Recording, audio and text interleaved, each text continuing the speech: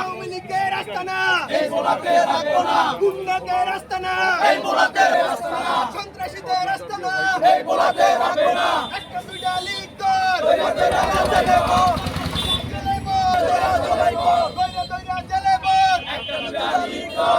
দুইটা লীগ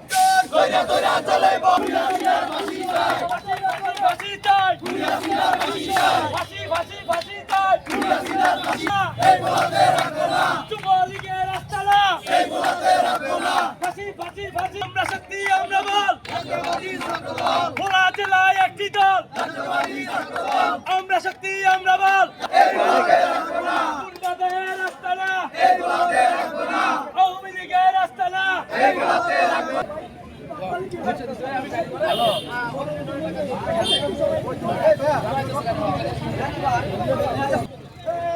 আওয়ামী লীগের আস্তানা এই বলাতে হবে না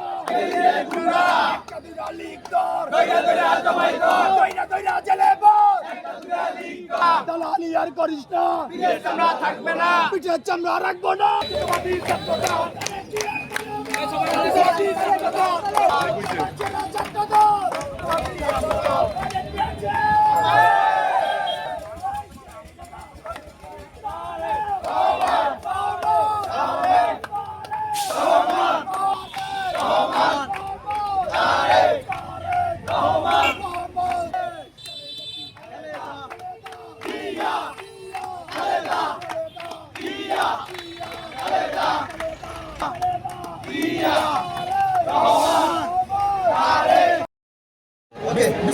আপনারা জানেন বাংলাদেশের একটি নিষিদ্ধ সংগঠন আছে।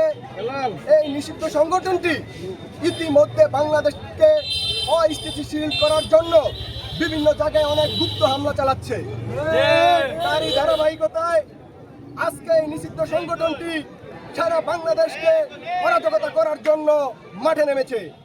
আমরা ভোলা জেলা ছাত্র দল আজকে এই অরাজকতা রুখে দেওয়ার জন্য শহরের প্রত্যেকটি জায়গায় অলিতে গলিতে আমরা জাতীয়তাবাদী ছাত্র দল এই অরাজকতার বিরুদ্ধে আমরা মিছিল করে যাব এবং তাদেরকে প্রতিহত করার জন্য যা যা করা দরকার আমরা ভোলা জেলা ছাত্র দল তা করবো ইনশাআল্লাহ। ভোলা জেলা ছাত্র দল আমরা একত্রিত হয়ে আজকে উদ্দেশ্য হচ্ছে নিষিদ্ধ সংগঠন আওয়ামী লীগ, ছাত্রলীগ, যুবলীগ, স্বেচ্ছাসেবক লীগ তারা বিভিন্নভাবে গুপ্তভাবে মিছিল করার চেষ্টা করছে। আমরা রাজপথে এসেছি, ভোলাতে একটি মিছিলও হবে না, আমরা রাজপথে প্রতিহত করব।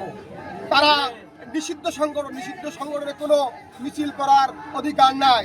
তারা এই স্বৈরাচারী সংগঠন ছিল, তারা বিগত দিন মানুষের অধিকার আন্দোলন অধিকার কেড়ে নিয়েছে, অধিকার কেড়ে নিয়েছে।